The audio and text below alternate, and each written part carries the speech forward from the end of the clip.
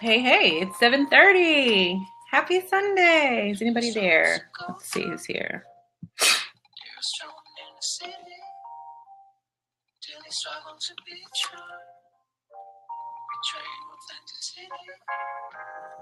Hello, hello. Well, good evening.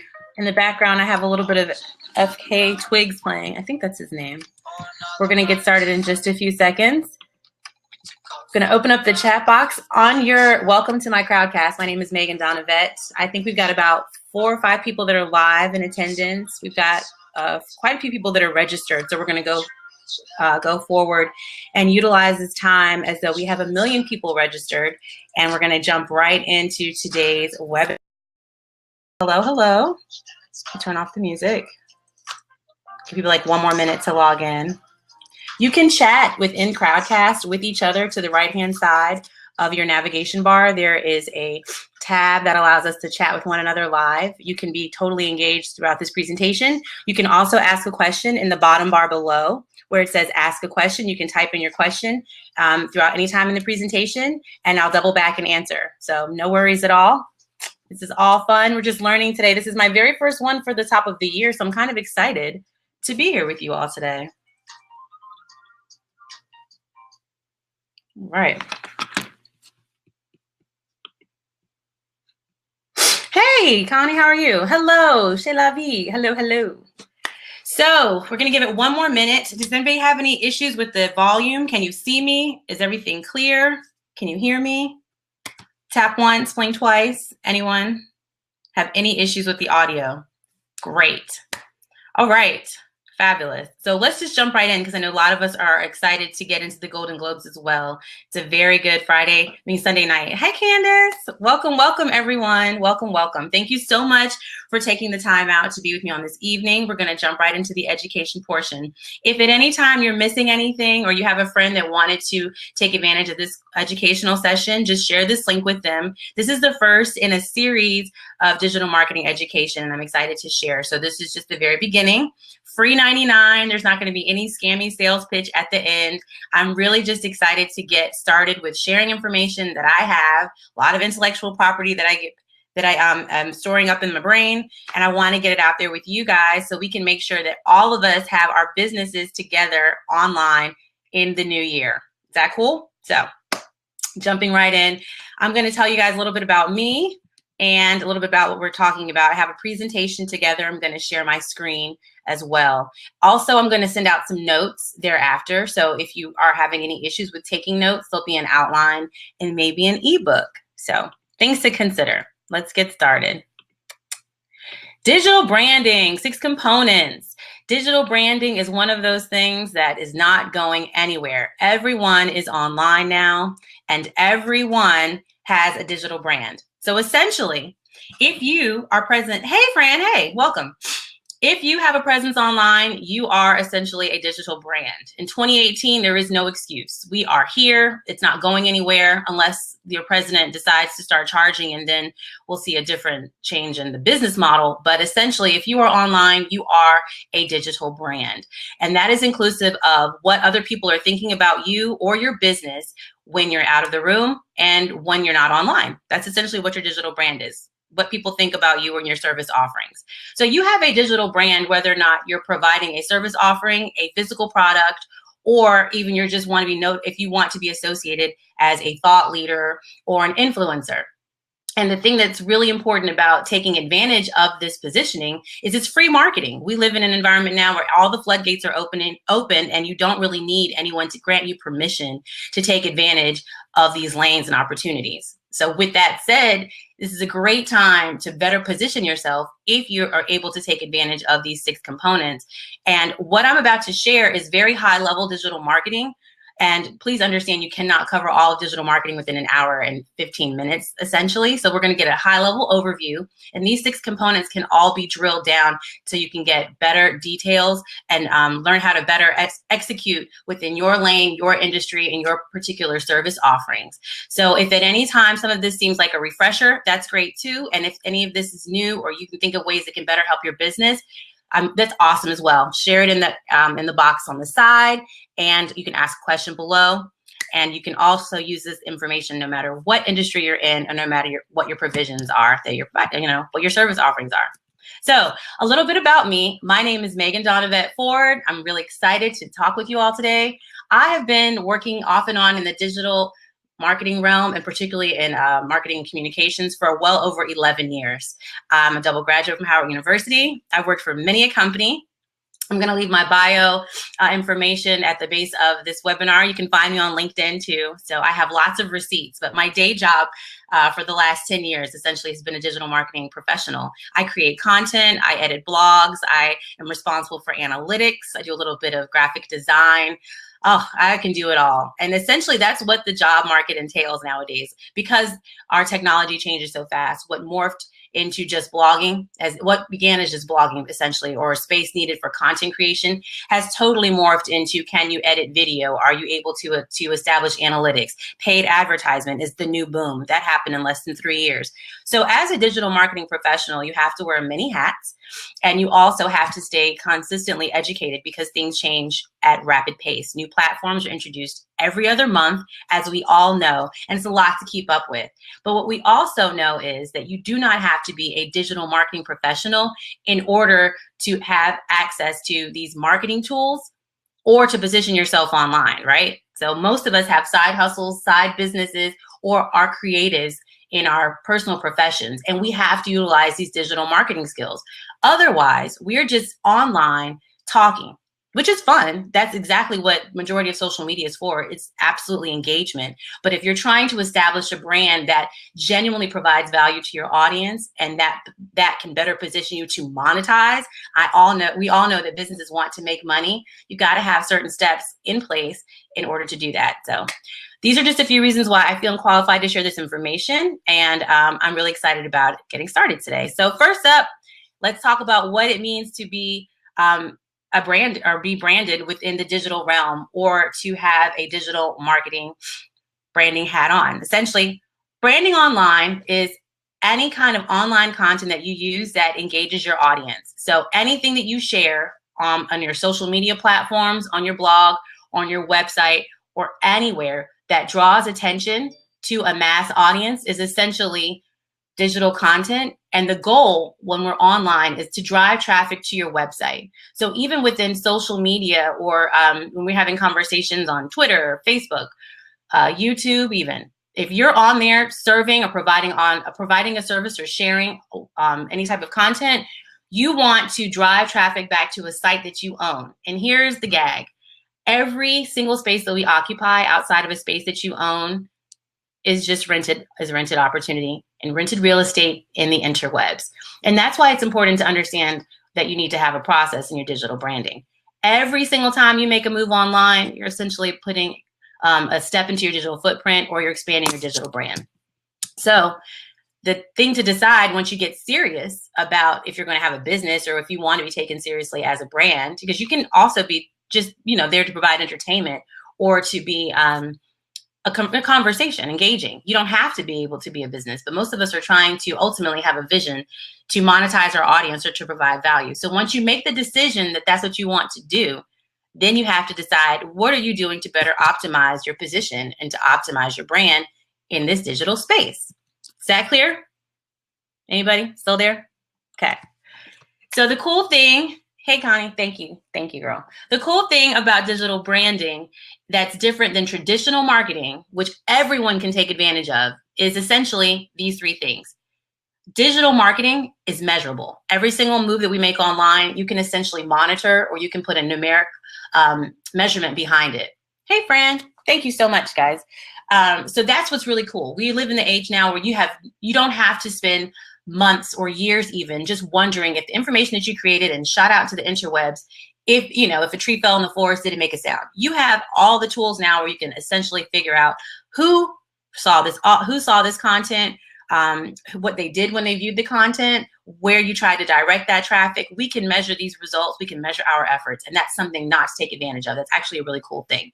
That allows us to better test the content that we create, the service offerings that we promote, the things that we share. We can test with our audiences and test our efforts to see, is this really resonating? Do people really care? Is this going to help me pivot in the right direction or not? So we're not wasting our time. And then thirdly, digital branding is great and totally cool and effective in this modern age. We have to take advantage of it because currently it's greatly inexpensive. It's one of the most free opportunities that we have as Americans, well, really Americans, right? We're Americans, most of us, as humans, to take advantage of the interwebs and get ourselves out there at minimal cost. So essentially, back in the day in the 80s, we were relegated to only paying a high marketing agency, which costs a lot of money, paid ads on television, radio, and like physical advertising, which is very, very expensive. Do you know how much money it costs to make a flyer? Anybody? Have we even seen flyers anymore? Like the old school physical flyers. Physical paper copy essentially is greatly expensive. And compare that to a paid ad that you'd see on Facebook, or creating a free promotion where you just do organic marketing where you put no money behind it. It's night and day. So until your Cheeto tyrant president decides to go forward and shut down the free interwebs, we have every opportunity to take advantage of this. Would you not agree, right? So this is the time, people. If not now, then when? You got to take advantage. I'm serious. Y'all know he's crazy. He's crazy. Take advantage. And essentially, you can start where you are now. I know there's a million people that would suggest that you spend a certain amount of money at the origin or the beginning states of your branding to promote yourself. And I totally would not suggest that. I'd say take every advantage of the free lanes and then work your way up to the paid. We'll get into that. But those are my three main reasons why I feel every single person online needs to take advantage of digital marketing. It's super easy to do. So first things first, component number one, you need to find and know your audience. You cannot grow what you don't know.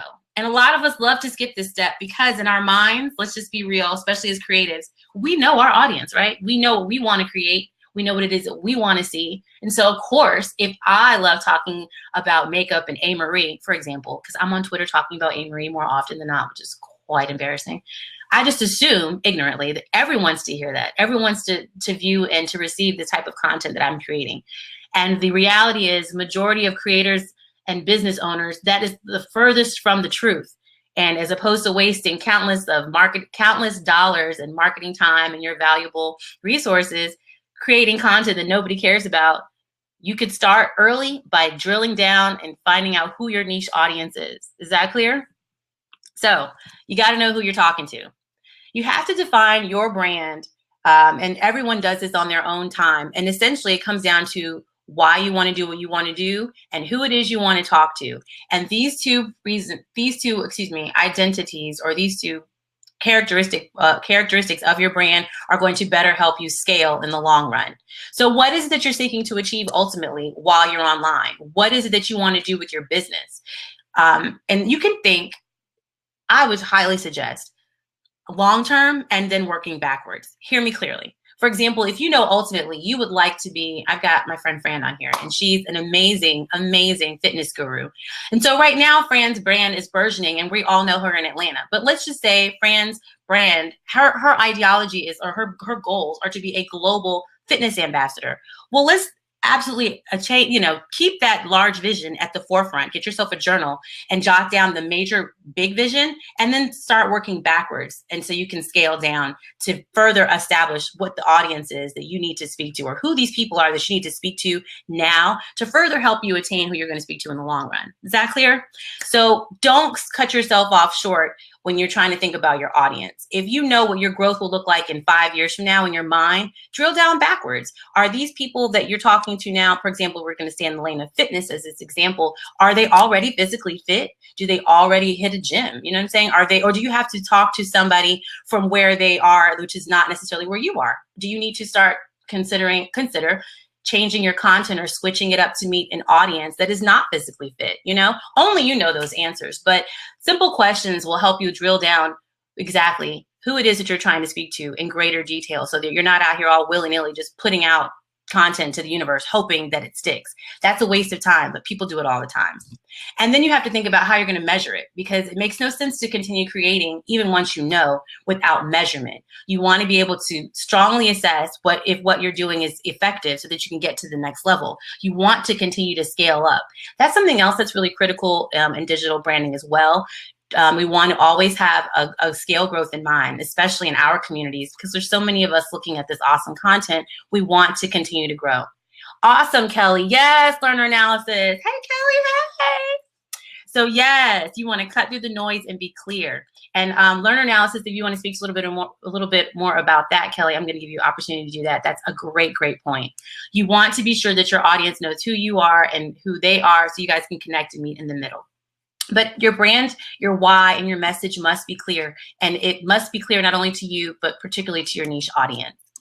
Oh, two things I had to say about that also. If you have any questions about, like, if you're starting fresh and you don't have any idea who it is that you're trying to cater to, that audience there are certain audience analysis tools that you can download and you can play around with and pitch to niche audiences as you develop your brand. For example, I'm jumping all around. You can create an actual audience audit, and you can create like an avatar. They're called like avatar creation, so that you can hypothetically create your typical, what's the word I'm looking for, y'all? I'm having a small brain fart. Like who you're selling to, who your audience is. You can identify their age, their location, their spending habits, what they like to do.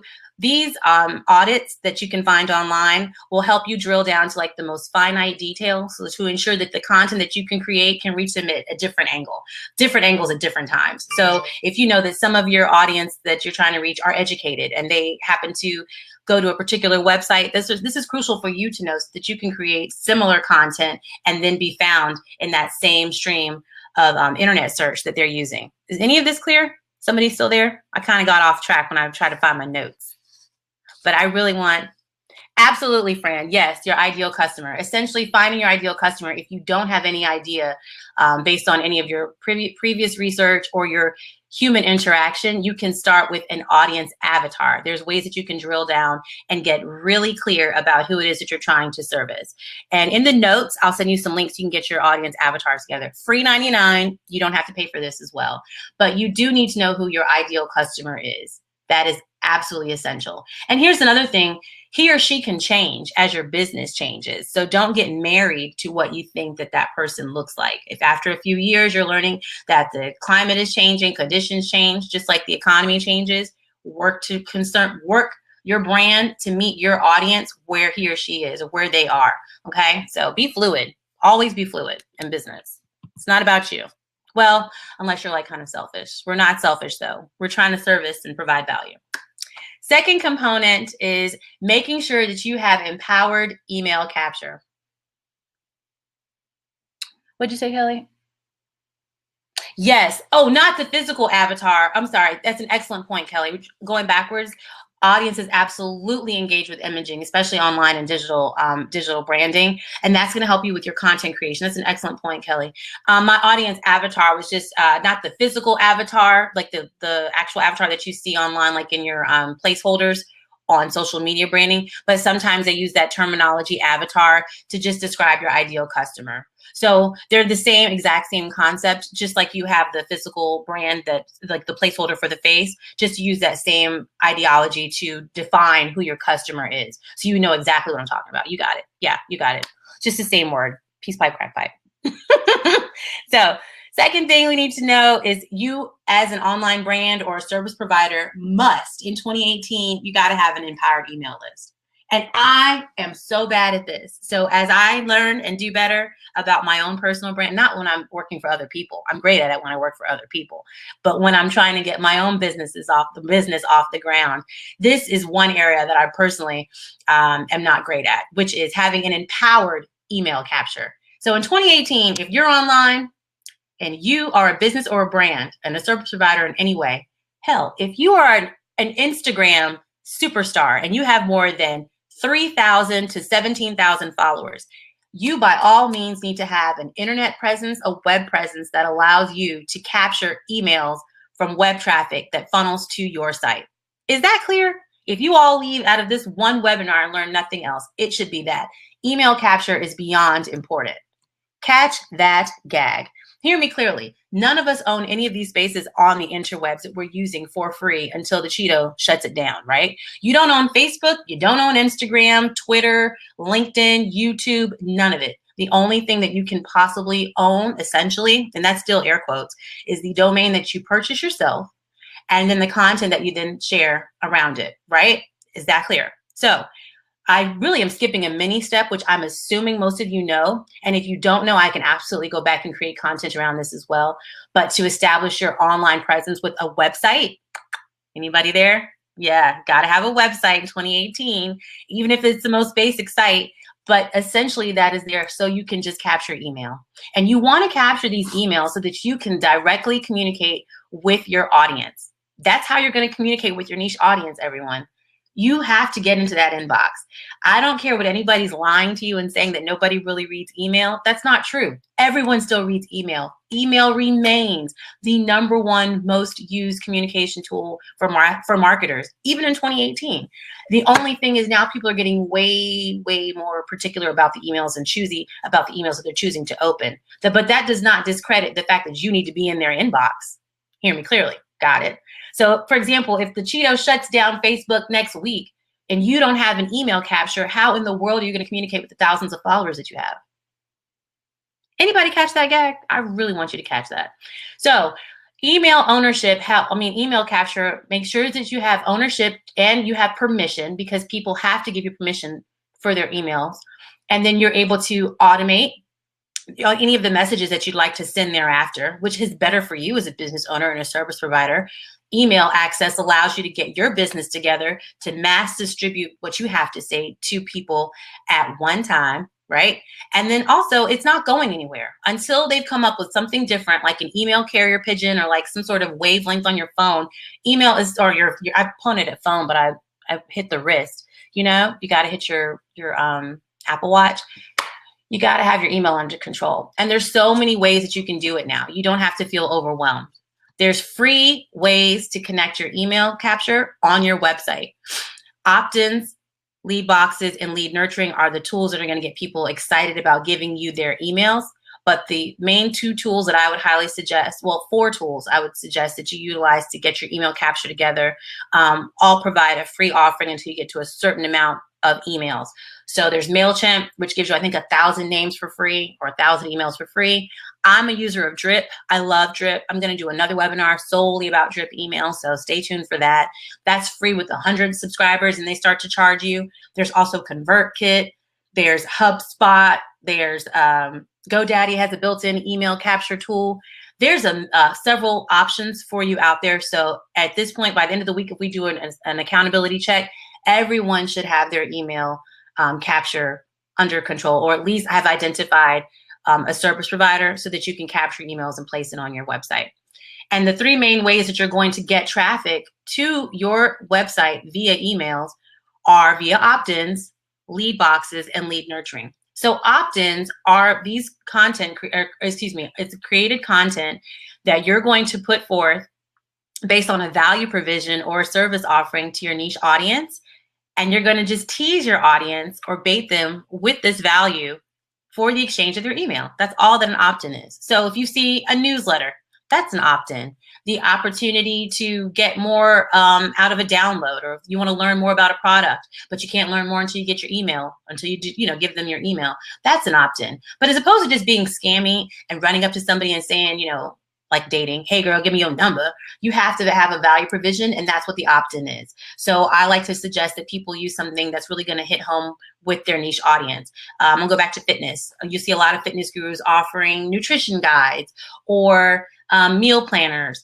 If you are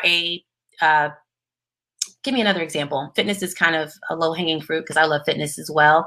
Any ebook, a case study, a private video. If you're a video creator and you have a video you want to keep private, you can just put a password on that and then store it away as a download, and just let that be the value provision that teases your audience, that allows them to give you the email. And once you've gotten your opt-ins, because you can have several, you've identified them, you've fleshed them out, you line them up, you can have different ways for people to funnel into your website, right? So you can have several opt-ins running at multiple times.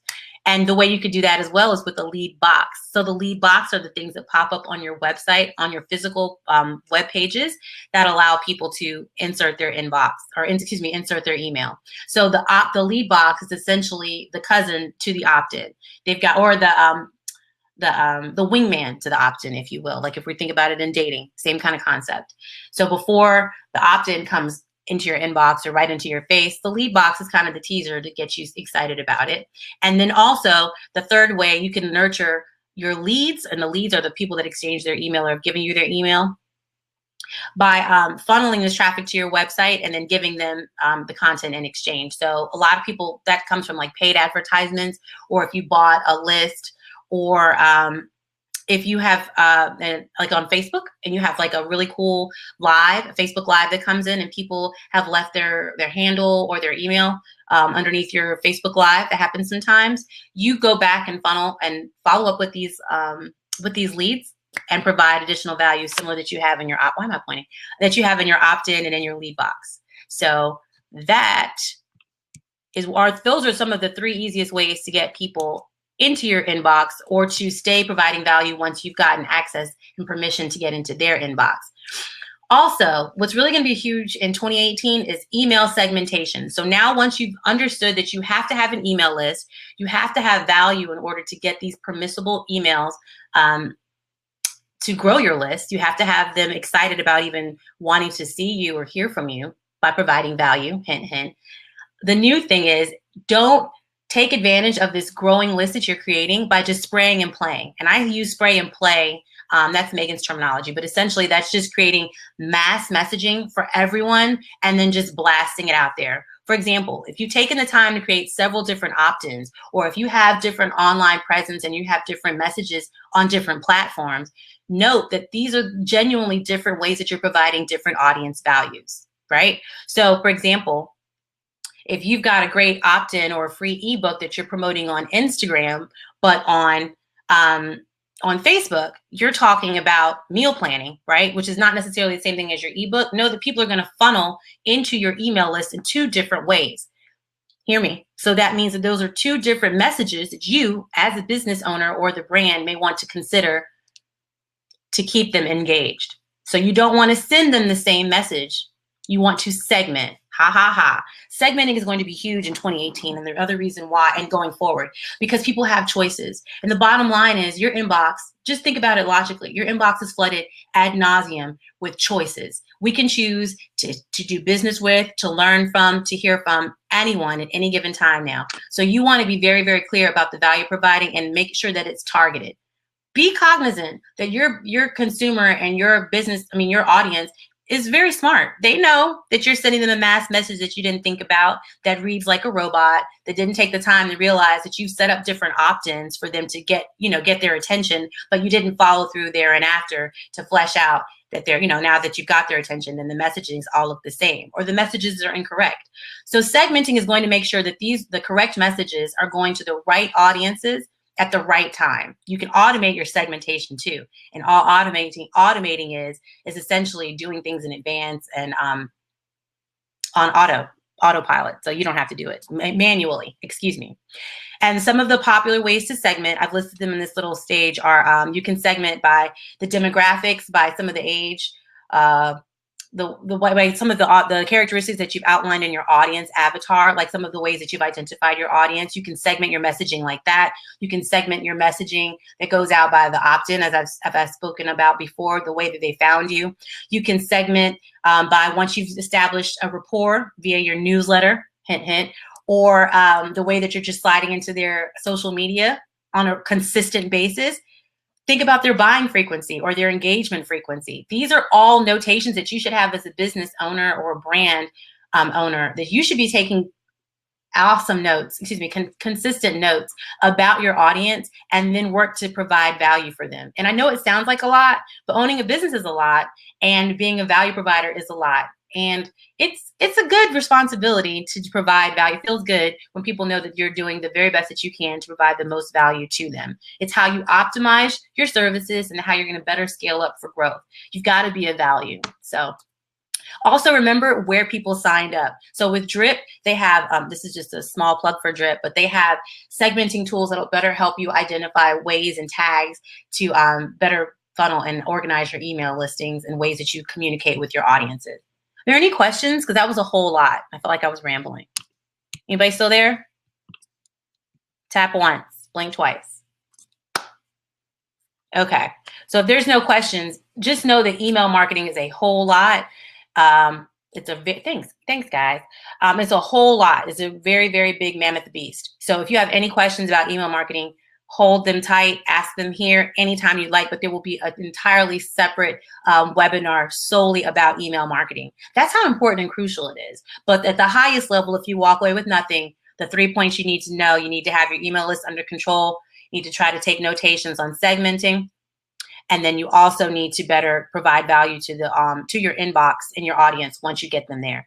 Yes, Drip is essentially a CRM or like an email service provider. So you can go to drip.com. I'm going to actually post my little Drip affiliate link, but just like MailChimp, Drip is the same thing. It's the offshoot of Lead Pages, the same team that does Lead Pages.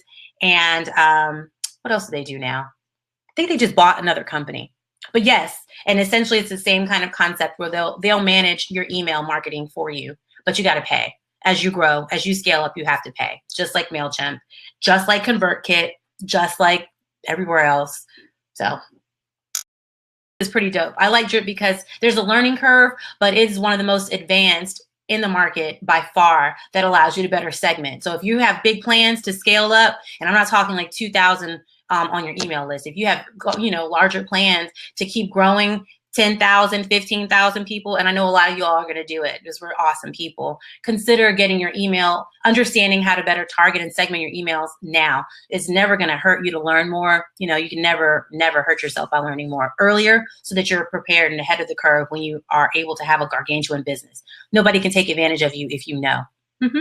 So, the third component is content marketing. Woo, woo. This is the other mammoth beast, but one of my favorites because this is what I do on a day-to-day basis. And everyone has an element of digital branding when you work in digital marketing that they love. And this is my bread and butter. I love to create.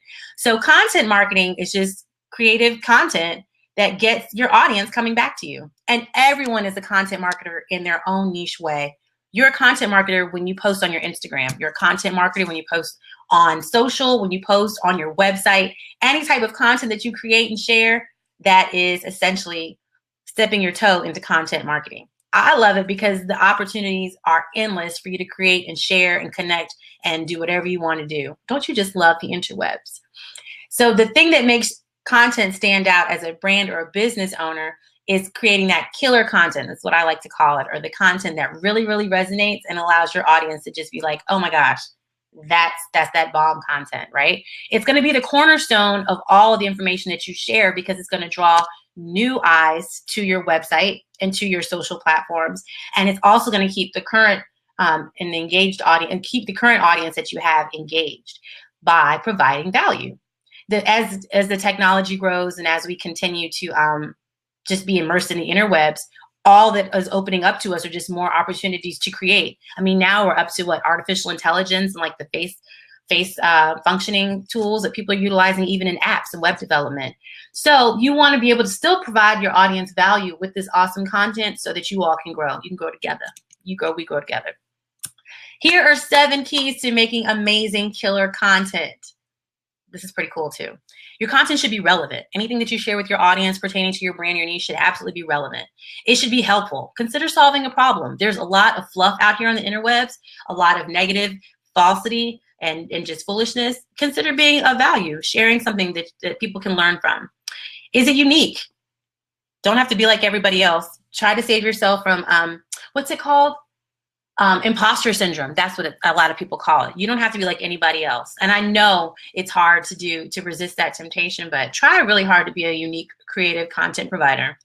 Something old, something new under the sun, revamp it. So I like to use that terminology when I say be unique, because even for digital marketing, for example, there's a million digital marketers, right? And this information is not my own. I don't own all of the, I'm not the creator of digital marketing, but I can only share what I can share in the means and the way that I can share it, right? Exactly, Con. You got to find your voice. I don't think people would really even care to listen to me if I tried to sound like, what's his face? Gary Vaynerchuk. He's one of my favorites. I love him. I also love By Regina, but I'm not By Regina. I can only be who I am. And so I only encourage everyone else to be who you are, because trust and believe that there is an audience and a small value, not even small, there is an audience for you. Kanye reminds me of this all the time. So you can start small, but you'll always scale up and people will find you if you remain true to your voice.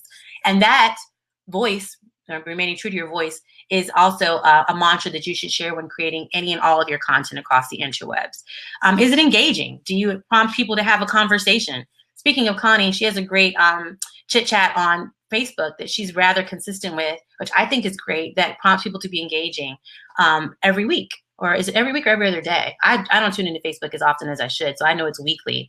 And I go into Connie's talks daily. She read me. You better be consistent. But it prompts people to be engaging. I know every time I go on there, I'm really ready to leave a comment. And you want to make sure that your information is detailed. I sometimes fall short on this because I'm so eager to get creative. Make sure that your information has the proper details, the proper means to communicate, the proper information, the links work, everything is great.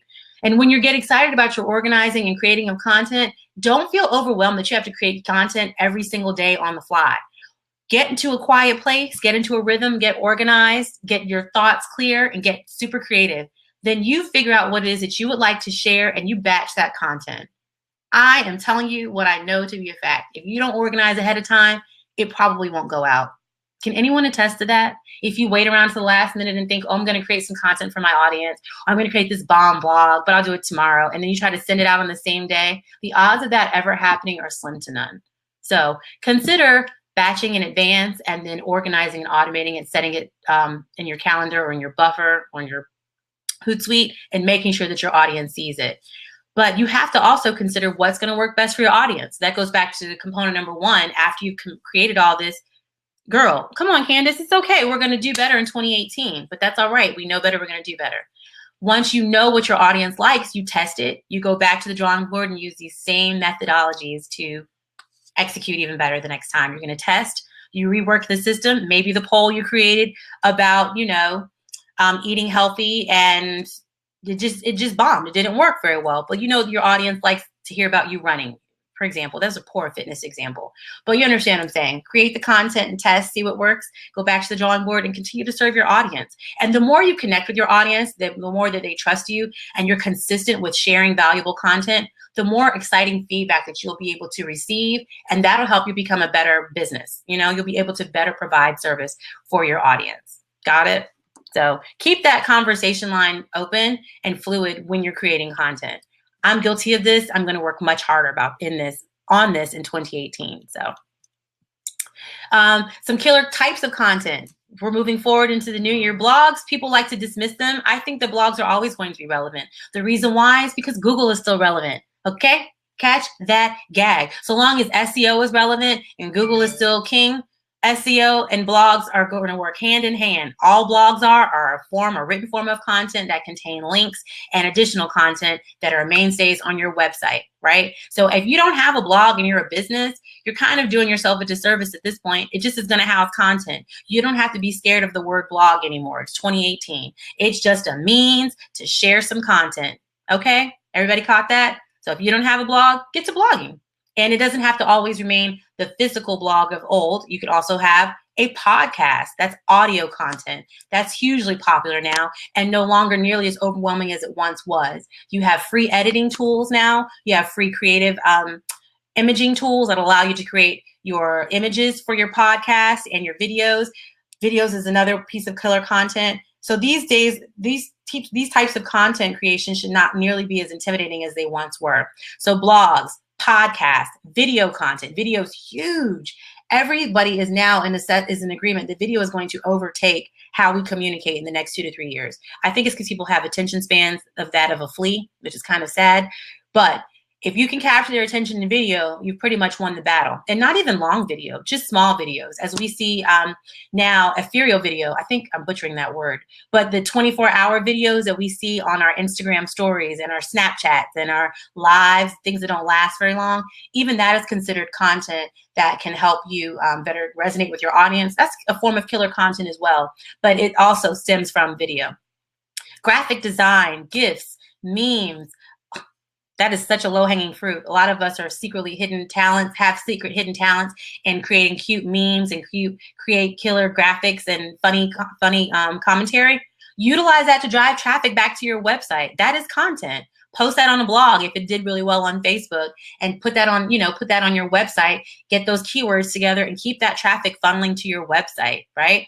You want to also consider, when you're creating this content, the killer content, how is it going to look on a mobile website or on a tablet? Because the truth is, very few people are on their desktops and their laptops anymore. Everybody's online. Everybody's on their phone. Everybody's on their watch or something that's really small. So think about content that's really hard hitting, that can get people's attention rather fast and funnel that traffic back to their website, to your website, excuse me.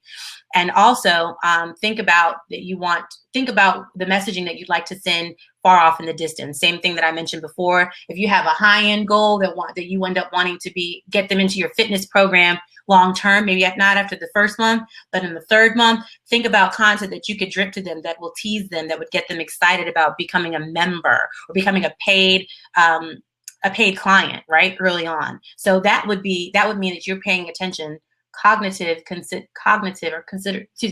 you're paying close attention to the content that you're sharing, even on your social media platforms on a day-to-day basis, because you have a long-term goal in mind. And every single thing that we put out there in the interwebs is killer content, or has the potential to be killer content. And so you measure if it is killer or successful by determining if your KPIs are working, which is the testing. KPIs is a buzzword that we use in marketing, which essentially means your key performance indicators. So your goals.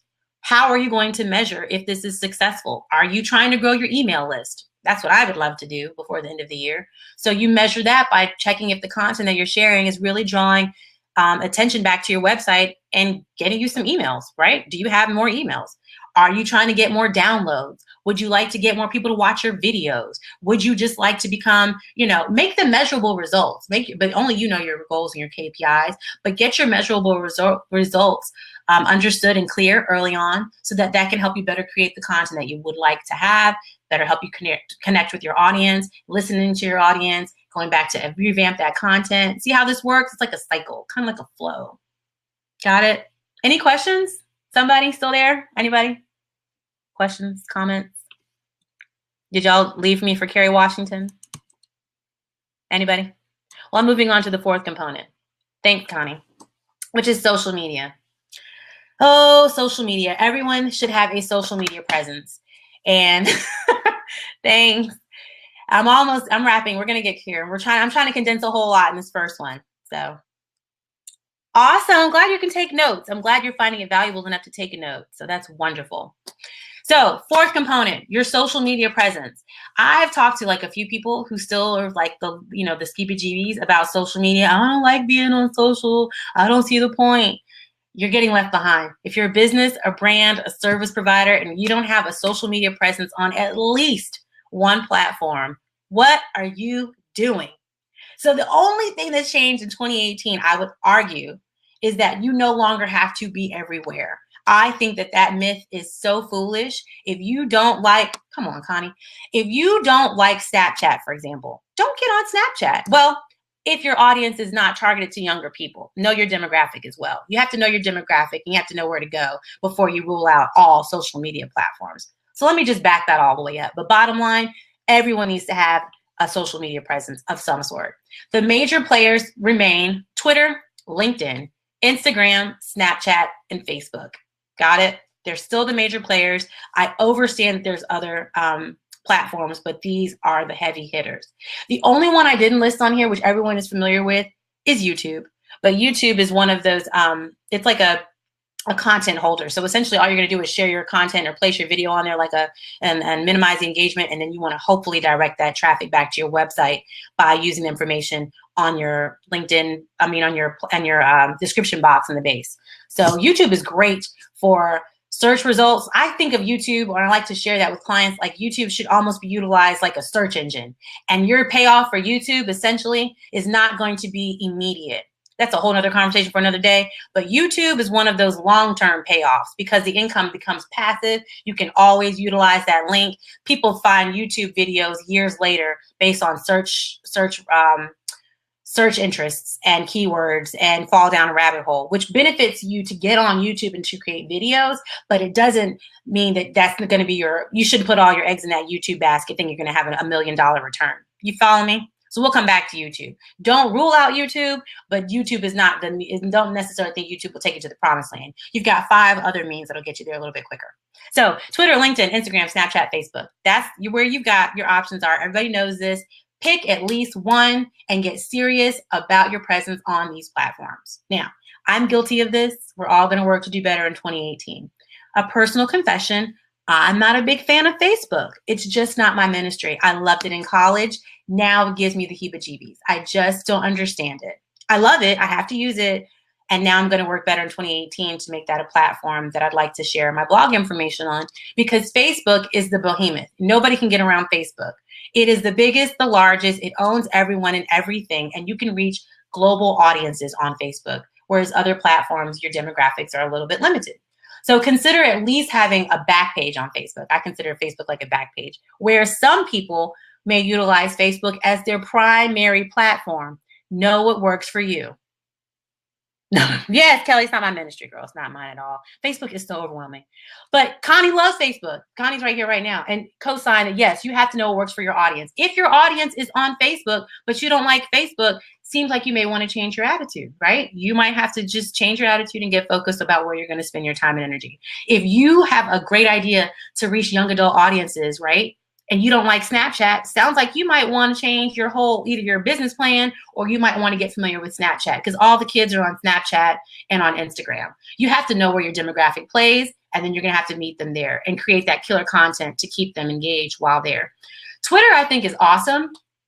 The Cheeto president is on Twitter, so I think we all should be cognizant of what Twitter's doing, because that's the only reason that that's his primary platform. I love Twitter too. I think Twitter is amazing, but it's not everybody's favorite. The sleeper is LinkedIn. I think a lot of us, especially if you're a brand or a business that is offering service provisions, like if you're a health instructor or an educator, or you have any type of service offering that would help or benefit anybody in a professional realm at all, you need to have a LinkedIn page, and a cleaned up LinkedIn page at that. Because what people don't realize is LinkedIn is a growing platform. Millions of us are on there engaging all the time, ad nauseum. LinkedIn is also making daily changes to what they're allowing you to share, inclusive of now you can share videos, you can share hashtags, mini links, everything that you would do pretty much on Facebook, you can now do on LinkedIn, which is great. Also, they have 2 different things that are amazing that get you traction on the low, which are they allow you to do like LinkedIn slideshows, which are so cool. That funnels traffic back to your website. You can create and share about anything you'd like to, and that funnels traffic indirectly. That's kind of like that YouTube analogy I gave, where you put it out there initially, you don't see an immediate return, and then you're gonna oh, I see your questions. I'm coming, guys. I'm coming. And then you you create your content, and then you wait for the people to find your content. So you're going to get a return on that on LinkedIn as well. I'm sorry, I got distracted because the question started buzzing. So do you put different content on different platforms? I strongly suggest yes.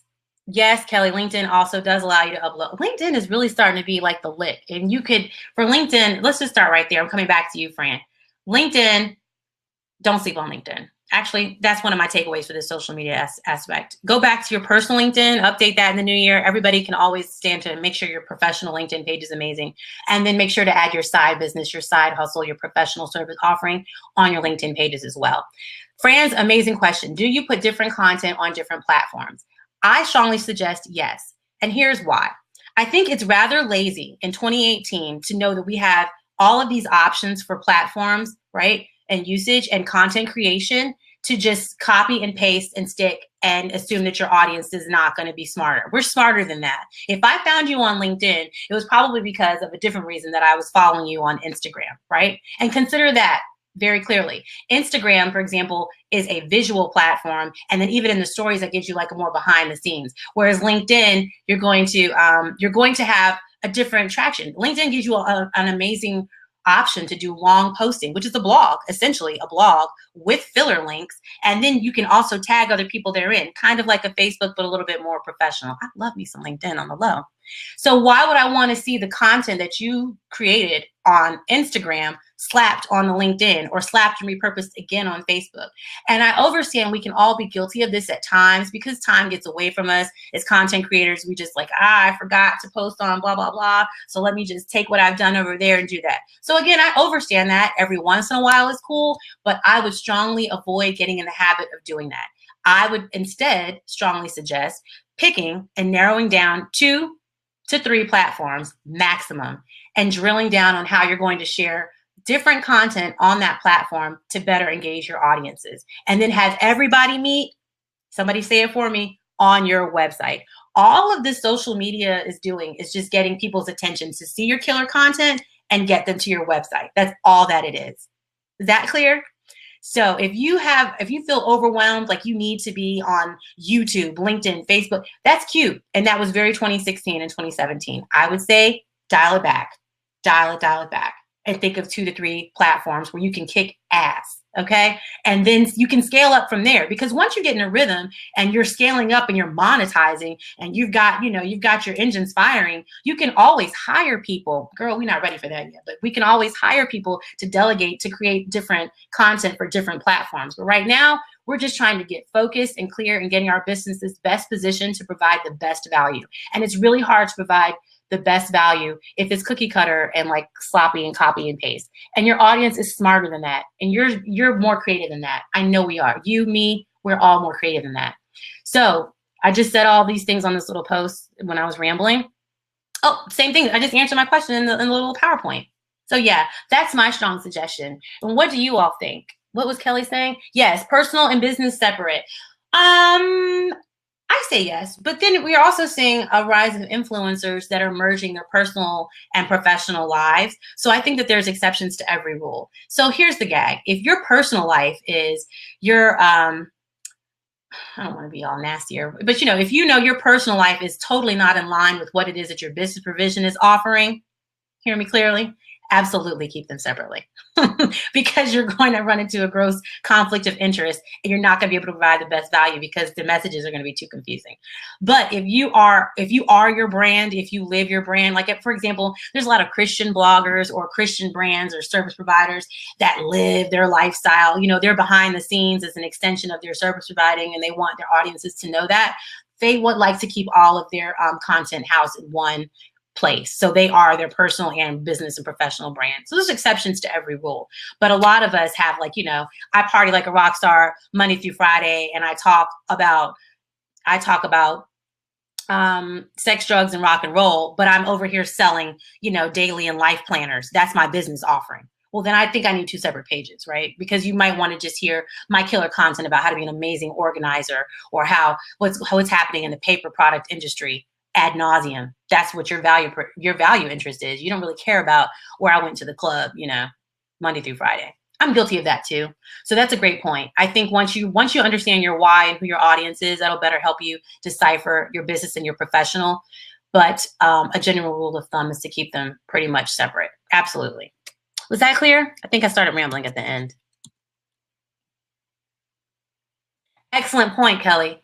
Oh, now that is a word. Kelly's point was her friends, right, are not necessarily your clients. And not necessarily is what I was about to air quote. For the majority of us, that will end up being the case. Your girlfriends, your guy friends, your family, they're amazing and fun and they love you and they can support you, but they may not buy from you. They may not be your target audience. So to Kelly's point, and also don't let that deter you from doing what you have to do. Don't ever let that deter you. I have to tell myself that all the time. People can love you from where they are and do what they can with what they can, but that doesn't mean that that's not your audience. I could be reaching somebody in Zimbabwe 5 years from now, Service providing and value provision is value provision, and that's just what it is. But another tangent. So yeah, keep them separate. Keep them separate. Absolutely. The fifth component, where I'm getting there, almost 8:45. Ooh, I wonder if we missed all the globes. Is paid ads. So all this stuff we've talked about up until now is organic, which means free 99 or limited minimum pay. Especially if you have an email list that's small, you don't have to pay for your email list or to monetize it or to keep it organized until you get to a certain number. You mass a certain number. But when you're ready to reach an audience outside of your organic reach, which is free 99, you got to put some money behind it. We are in 2018 and capitalism still rules. You have to pay to play. And now it's not just Facebook. Remember like 3 to 4 years ago, people were kind of leery about paid advertisements with the exception of like Facebook. Now everyone is offering paid ads, even Pinterest. Y'all on Pinterest? Is anybody on Pinterest? That's another one of those low-hanging fruits where you can funnel some serious traffic to your website. Another conversation for another day. So paid advert. Thanks, Connie. Guess you're not on Pinterest. Paid advertising is yes, Pinterest. Paid advertising is essentially sponsored content that promises to promote to global audiences. And not just promises, you can actually measure those results because you can target the audiences that you're trying to reach. So large internet search companies and everyone else is allowing you to promote to larger audiences if you are willing to pay to play. You have to pay to get visible in search rankings. You're going to have to pay to get in front of certain eyes because we are inundated with content and information. Why would you be interested in paid advertisements? Why, Sway? Because if your niche audience is out there, but you can't see them and you don't know how to find them because you all don't know each other, this is a great way to get in front of them, to get in front of people that may never know what you have to provide. So this is a great way to reach cold audiences and then start to warm them up with the killer content that you already have prepared. See what I did there? So it is a numbers game that takes money to play. The thing about paid advertising, I always like to caution people, brands, clients, anyone. I don't advise people jumping into paid advertisements until you have what it is, until you have your whys clear, until you have your killer marketing and your content clear. Then you're ready to play, I think. Otherwise, you could potentially waste a lot of money throwing money behind content that you're not sure is really going to work or resonate with an audience that you don't even know that you really want to reach. And it happens so fast. It takes so much money to pay with paid ads. You can either come up really successful or come up really broke. And we're still, even digital marketers have to come in front of our clients with, nervous hands and nervous energy because there is no guarantee. It's like gambling. All it is just trying to get in front of the audience and hoping that they click or they download or they're doing what it is that you're asking them to do. And my pushback is you're able to test these things organically, right? Where you are without spending a lot of money. And then use the measurements or use those results to scale up and then throw some dollars behind it. But you'll know when it's right for your brand because you're going to either hit a ceiling or you're going to stop being able to reach the audiences that you're trying to reach. Is that clear? Anybody in this particular chat right now already experimented with paid ads in your business? Anybody? Paid ads on Instagram. Now they have Instagram ads. You can paid ads on Snapchat. You can do paid ads on Pinterest. Anyone? Okay. Well, if not, I'd love to chat about that. That's a whole nother conversation. I use paid ads a lot on my day job as well. Facebook and LinkedIn. I love LinkedIn InMail. It's a great way to get into people's inboxes. But the thing about playing with the corporate dollar and paying with it when you're a small business owner is two different things, right? When you play with your money, play with somebody else's money. So great, Fran. Fran is knowledgeable about playing with Instagram sponsored posts. I have not done Instagram sponsored posts for myself or for clients, solely Facebook. So exactly, that's a great point. So we've got a comment that's like, when you try to apply what you've learned at work to your personal brand, it gets a little different because you kind of reconsider that $20, right? Because it's your $20 or that $200 that could potentially pay for a bill. So that's another reason why I strongly suggest firming up all the other 4 components before hopping into paid advertisements, unless you have a lot of money to spend. I also think that you should not shy away from getting educated. There are so many tools, workshops, plans, and scaled up and down efforts for free and paid that will teach you how to maximize, to the best of your ability, a paid advertisement. So for you to just get onto Facebook, LinkedIn, or even Instagram and blindly try to just do paid ads, You don't have to do that. You could, but I don't advise that as well. I say get educated. Give yourself a week, a month even, to get familiar with your options, how to target your demographic, how to better create copy. For example, when you do social media copy on paid ads, it varies from platform to platforms, right? Thank you, Fran, for telling me that. I will put together a full webinar on putting together paid ads for different platforms. But to this example, to this exact point, the copy should read differently in a LinkedIn in-mail advertisement than that of a Facebook advertisement, right? And a Pinterest ad is going to read totally different with a sponsored post than that of a Facebook advertisement. You see what I'm saying? And you won't know that until you do your due diligence and your research. And who's to say you should even be paying for advertisements on all of these platforms? You go back to what we talked about just a few minutes ago. You have to know your audience and where they are before you even are willing to risk the spend and waste the money, potentially waste the money. It could be an awesome return, but you should know. So that's a great feedback, you guys. I think that paid ads are something that a lot of us are willing to explore more in 2018. So I will absolutely put together a webinar on paid advertisement. So also, once you get your ads up and running, what I do know for a fact is you have to test and be monitoring these advertisements to ensure that you're just not throwing money down the drain, right? So you want to test and tweak and do a lot of A/B testing with those ads, because what works for one target demographic will not work for another. One group or one high-performing ad may not do well the next month. It can vary from week to week based on the content, the copy, and the things that can be tweaked, which you'd be surprised about, can vary from the copy that's used, the content that's shared, and the images, like even how the images read, the color of your check here banner. So you can tweak those little things on a day-to-day basis, on a week-to-week basis, after you've assessed your measurements or you've seen your results to see what's working and what's not. Another thing, all these paid advertisement platforms allow you to measure your results. So that's a great thing too. Never should you feel like you're just blindly wasting your money. And the least you can see that your money is being wasted. You can get a clear receipt to know that all those ads you put $30 behind 3 days in a row, they didn't resonate at all, Shawty, so you need to start all over again. So I put some notations down on one of these on one of my slides about ways you can filter and double down on your demographics to filter your criteria. But absolutely, based on this feedback, we're going to have to do another webinar on paid ads, and that's totally cool. So I got Cornelia. Hey, Cornelia.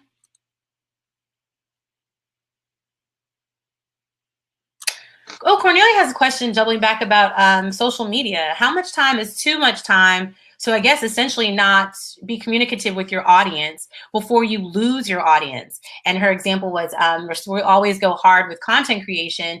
And I guess essentially what she's describing is burnout. So a lot of us have experienced burnout, right? Or you just lose your motivation or lose sight of your why, or sometimes you just need a break.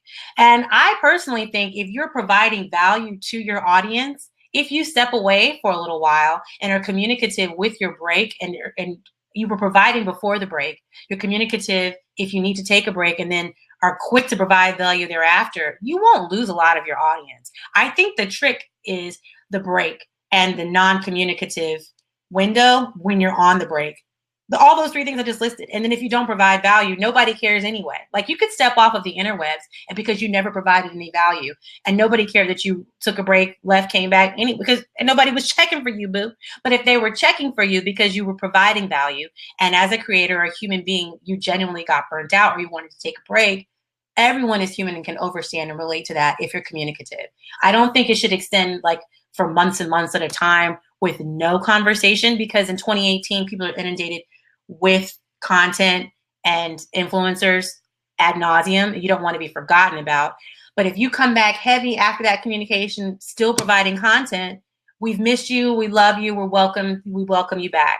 So that's a really great question. But I think what I'd like to share and get across throughout this entire webinar and my series in general is value provision is queen. Let me stop using patriarchal terms.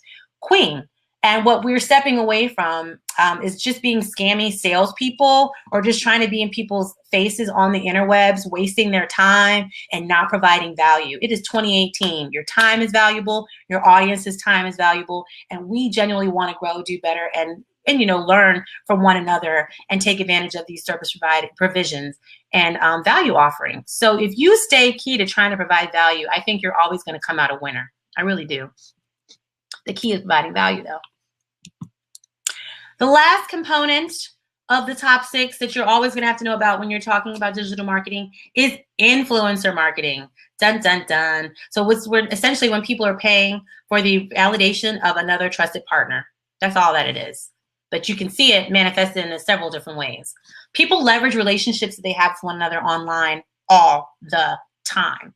It is the new way to get in front of an audience's face when you can't do paid advertisement, or it's like another least scammy way of paid advertisement. Because if you can get in front of your audience or an audience that you're trying to get in front of with a trusted partner, that opens the door for you, right? Let me rephrase that. So like, just like in real life, you're more willing to go out with a man if your girlfriend can validate that he's not a super stalker, right? Come on, somebody. Same thing with influencer. You're just using your wingman or somebody that can trust, that your audience already trusts, to get you in front of that same audience so that you can also provide value to them. And that works 2 ways. And here's how we're going to leverage the relationship to make the most of this to make the most of the opportunity. In real life or online, you want to leverage these relationships to drive traffic back to your website. So influencers are queen because audiences trust people now. In 2018, your influencer a typical online influencer can go toe to toe with America's Next Top Model. Y'all know I love beauty. Does anybody follow Makeup Shayla? She's one of my favorite YouTubers. Perfect example. Makeup Shayla is one of my favorite people in the whole wide world. Great, right? See, somebody knows Makeup Shayla. Long story short, we live in an age now where online influencers are so powerful and their audiences depend on them so much and value. Jackie Ina is another one. Jackie. I love her too. I've been watching her since she was in her apartment in Dubai. So girl, I love YouTube. Anywho, the point is now audiences truly love and grow and trust these people. So the same thing we've been talking about in this exact webinar, my examples of Makeup Shayla and Jackie Ina, they've utilized these steps over a long period of time. Doesn't happen overnight. The audiences that they've cultivated are now in the millions, and people love them. So much so, if they say, hey girl, I need you to go to Walmart and go buy my new mascara, millions of women go and do that. And larger brands have picked up on this. In the last 3 to 4 years, we've seen an explosion of influencer marketing where large brands pay attention to what at one point were lesser known brands or smaller individuals, because they're now formidable brands of their own, and using them to influence markets. So you'll see a Jackie Ina securing a large makeup deal to influence a mass market, right? That they could possibly not have influenced before. Or you'll see Makeup Shayla, my personal favorite, on the cover of Maybelline with her own mascara, because Maybelline was like, yeah, we could do Gigi Hadid, who's a supermodel, but I'm willing to bet that Makeup Shayla's line sold just as well as Gigi Hadid, right? Tarte, NYX, all of these in makeup. Makeup is a great industry where you can see these brand partnerships working, but that's just one industry example. And these things are happening. They're replicated over a myriad of industries. I see it in B2B all the time. I work in the B2B industry in my day job, and people utilize they leverage these relationships in order to get in front of other audiences to sell their products. And when you see it happening in a larger scale, you're like, oh, that's cool. Why couldn't you do that with a smaller scale with your homegirl or your friend who's also doing or sharing a similar product or a service revision? So influencer marketing can work on a large scale if you have a large budget, or not. You know, Maybelline and Makeup Shayla, I'm sure they paid her quite a penny. Or it can work if you're just friends or friendly with another small business or another smaller brand, and you would like to do a value exchange, or you'd like to barter services. So you can think about it in a smaller scale as well, right? So Fran's on here. Fran is an influencer, and she's leveraged her influencer position to secure paid sponsorships. She's an ambassador for Athleta, which is a huge company. And they can see that she's got a growing audience that depends and values what she says, and she creates killer content. So that's how she's able to better leverage the relationships with her audience and get other brands to sponsor, pay, monetize her influence. And then that's an awesome, awesome win. So you don't have to be Makeup Shayla. You could be Fran, or you could be somebody like myself. Maybe I'd like to get in front of Connie's audience. I could work out a deal on the side. Maybe money is exchange involved. Maybe money is not. Maybe it's just genuine value provision. I'd like to share this content with your audience, and then maybe you could share some of your content with my audience in an exchange or a giveaway. But to not don't sleep on influencer marketing. It's the new wave. It's how people are really going to get trusted audiences and new cold audiences to trust them in addition to paid advertisements.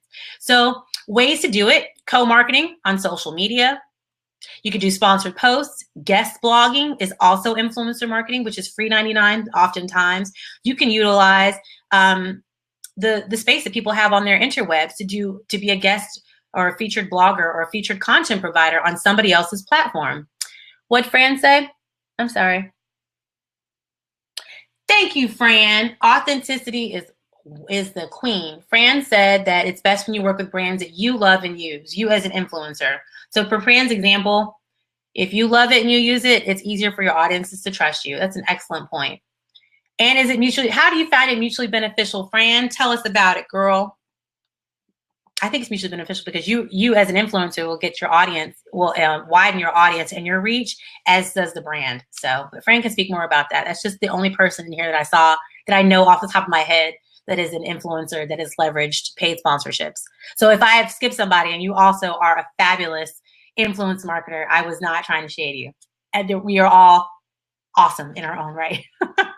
Another one is affiliate marketing. You can also get into people's emails. You can do sponsored email posts as well. So it helps if you have a growing email list too. If you are trying to get people to your event or to your website, you can utilize access to their email list or their newsletter.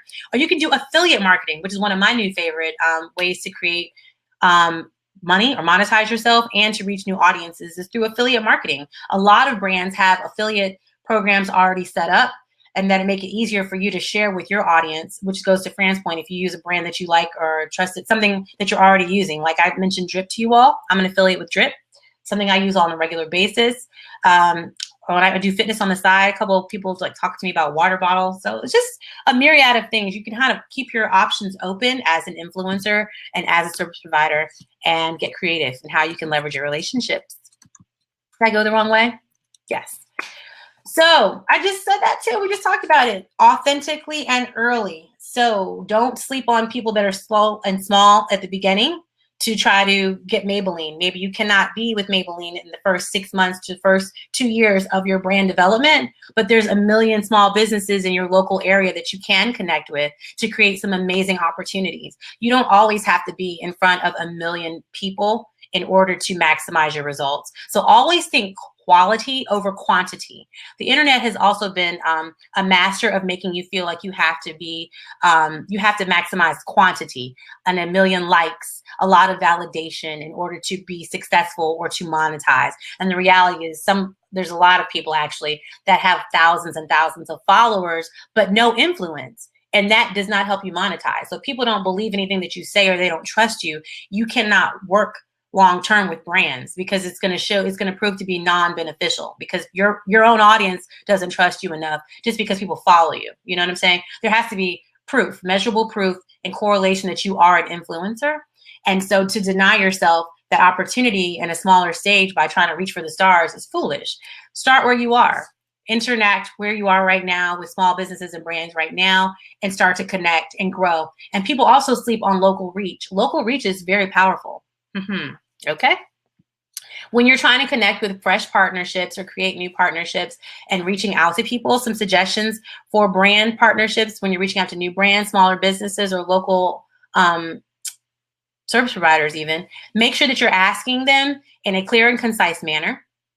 You're professional and perform at it. Like you can create a kit, a service providing or a work with me kit, even a co-marketing kit. Consider that in advance. That details what your website is, what your service providings are, what your service provisions are, details your traffic, your web traffic, your target audience. Have all of those things at the ready so that you can curtail a no or get people excited about what you have to offer early on. Solidify that yes in that relationship, the opportunity for y'all to work together in advance by your presentation. So get yourself a kit. It doesn't have to be like a standard kit. Get creative.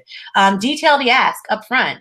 Make sure that it is that you know what it is you would like to work or the ways that you would see yourselves partnering with one another so that it's valuable for yourself and for that brand. Because in 2018, people want it mutually beneficial. Let's see what Fran says.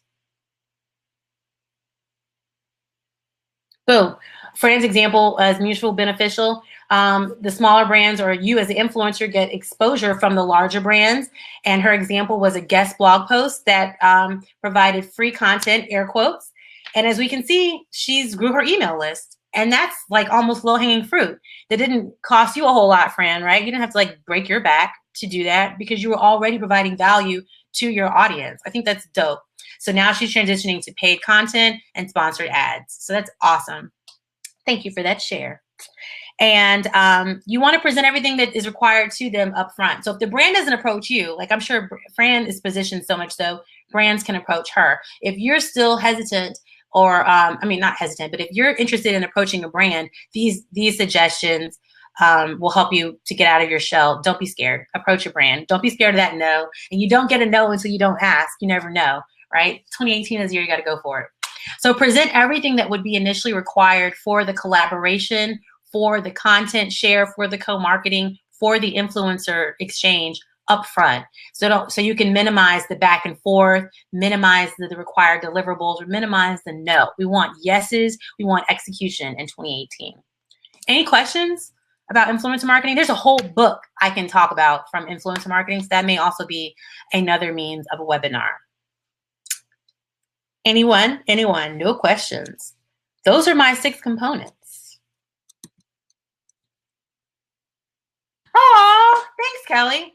So I'm so glad that you guys stuck with me. It is 8:45. I talked so fast and tried to wrap 6 high-level components into 1 condensed hour. And for some of you, this is probably a clear refresher, but I did want to kick off the new year making sure that we had the 6 components at least in the forefront of our minds, and to know that this is just the beginning. I'd like to do these every other week in the kickoff of my Marketing Monday series, because my blog's coming back as I grow and get stronger and pushing myself out there to do my own small business marketing. I want to encourage you all to do the same. So we're going to hold each other accountable on the interwebs. I thank you all for the awesome feedback. Cornelia is on here. Well, she was on here. She's one of my favorite business besties, and she keeps me in line. It's really easy, especially if you're a digital marketer, to help and criticize other people, but it's so much difficult when you're trying to do it for yourself. But I'm encouraged to try this year, and we're all going to go for it. So if you have a small business that you're working on, or you're a service provider and you'd like to share, leave it in the comments below. You can always ask a question still in this session. The next 2 sessions lined up are pertaining to email marketing. And what else am I talking about, y'all? I don't even know. Email marketing. And I believe social media. So I'm going to be posting those as early as tomorrow. And let me know if Sundays work for you, or if you prefer Mondays, if this time works for you or not. Any feedback that you could possibly provide is beyond welcome. If you hated it, I'd like to hear that as well. Also, what kinds of notations you'd like in addition to just the slides. I consider sharing the outline. Would you like an ebook? You know, need me to stand on my head? Let me know. We're here for each other, and I'm really here to provide service and value to you guys. With that, if there are no questions, I'm going to close out. Check your inboxes within 48 hours for the replay and a digital download. And please feel free to share. Thank you. Thank you guys so very much for spending your time with me on this Sunday. It really means the world to me. Yes, templates. Come on, friend. You got to get more specific, girl. What kind of templates you looking for? Awesome. I'm on it. Thank you. Thank you. Thank you. Thank you guys so much. But whatever you're talking or referencing, Fran, I'm on it. I'm here for you. We're here to work. Thank you so much for the feedback. So you guys have an awesome Sunday. Have an amazing week. I'm online. Oh, at Dawnavette. Let me tell you what my handles are. Y'all probably know because you found me already.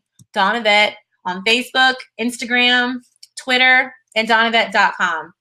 Thank you so very much. Love you guys. Love each other. Create killer content. And remember that our representation matters every single day, all day. How do I get back to showing you where I am? Okay, there we are. Our representation matters. Thank you for your time. And you have a great Sunday. And I'll talk to you guys next time. Well, next week. Bye.